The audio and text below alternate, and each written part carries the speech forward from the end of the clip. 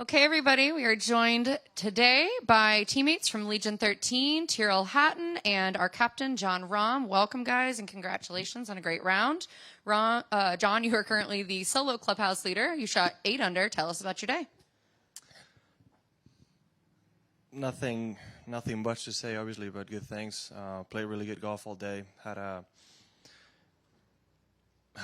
very, in a way, when you days like this, it almost feels effortless, right? Things are just going your way, hit the right shots and making putts, and the momentum just carried all day. If I have to look back throughout the round, gave a lot of emphasis to the pars in 5, 6, and 7, where things could have gone a little bit worse, and made 2 decently long putts from 8 to 10 feet in 5 and 7, and a great up and down from short left and 6. So that feels like it was the only time throughout the round that I wasn't in a birdie position. After that, it was just really good golf all throughout. Put the tee shots where I needed to and give myself great chances, and luckily made more than a few. And Tyrrell, you fired off a 5 under. You're currently sitting at T4. Tell us about your day.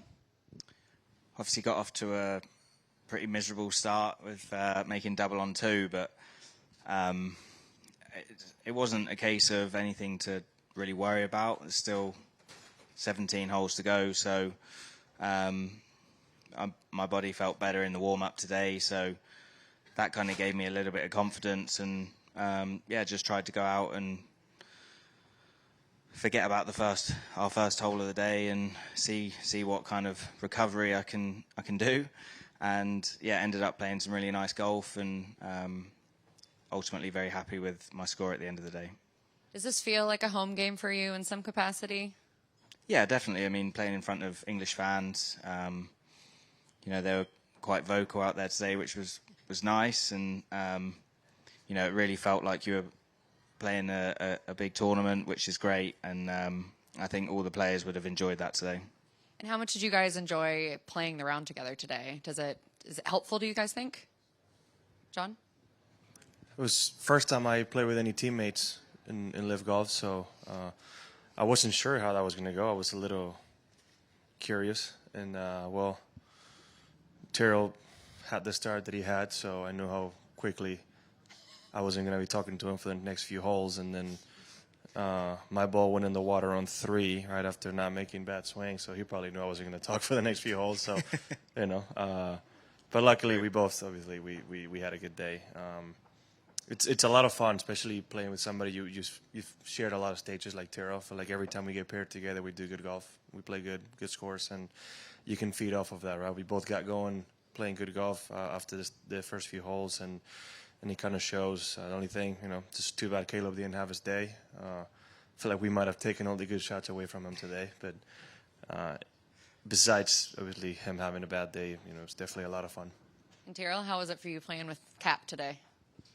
Yeah, it was good. Like you were saying, we've shared some pretty cool stages over the last few years, and yeah, and we generally play well when we play together. So it was nice for both of us to have a good round of golf and have some momentum going into the weekend.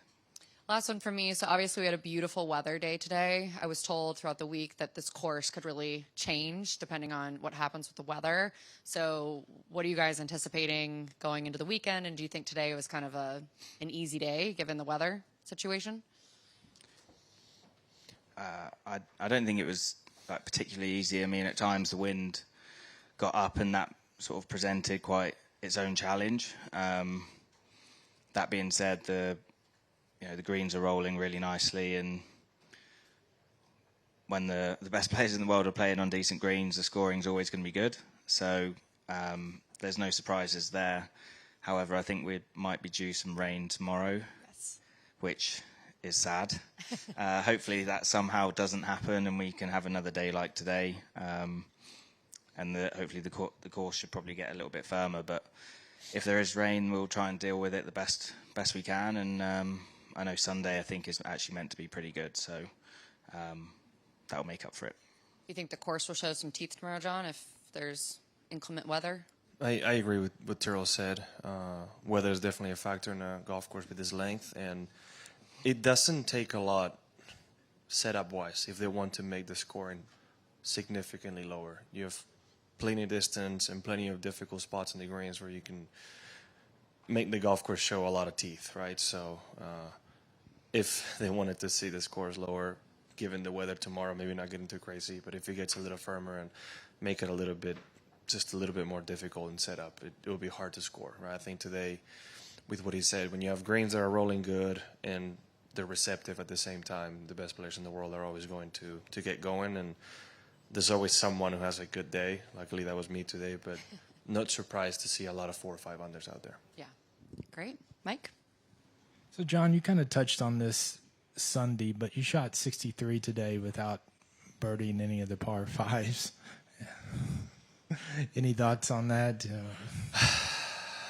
It's funny. Me and Adam have been laughing. It's like recently, I feel like I'm not doing anything wrong. I'm not making bad swings. I don't feel like I'm making terrible decisions, and just had got a little bit of a streak of bad luck on par 5s. Didn't birdie any of them at the Open. Didn't birdie any of them today. It's just, and I didn't feel like I did anything terribly wrong, right? But that's just golf. It happens, right? And there's some times where you get going and you enjoy a streak of tournaments where, it just seems like everything's going your way. So hopefully today's the start of something like that. And this is for each of you, but now that we're past the major season for this year, is there any kind of different mindset, any kind of because obviously you're focused on the majors during the last few months. Anything now that we're past it, it's almost freeing your mind to a certain degree, Tyrrell? I don't think it really changes how, even in season when you've got majors coming up, I think you're still focused on the tournament that you're playing in. And yeah, I mean, if you're thinking about the majors and the tournaments, you would like to play well in the build up to it, but I don't think it really changes really your kind of preparation and how you can't switch off from one tournament week because you're thinking about something in the future. So yes, majors are in the back of your mind because they're coming up, but yeah, I don't think it changes how you'd play the tournament that you're currently playing. Jon, you obviously bringing in some momentum coming into this week. Yeah, it's not something I believe a lot of us think about, okay, majors are over, because in golf you're so used to the next week, right? Good or bad, there's always following week. So really hadn't thought about it until you just mentioned it. So it's not like there's always something to play for, luckily, right? So I think, as the year progresses, you just kind of, okay, win or lose, good or bad, next week, right? And I think that's how I usually approach it. What's done is done, and this week is the most important week of the year right now. So doesn't really change the process in that sense, right? So yeah, I think right now for us, I would say the end of the season and that team championship would be the new highlight of the year, right? So I think that's the new goal, and don't really think about what has happened so far. And one last question. You guys were talking about, didn't really talk that much early. What was the most interesting bit of conversation you had between the two of you today?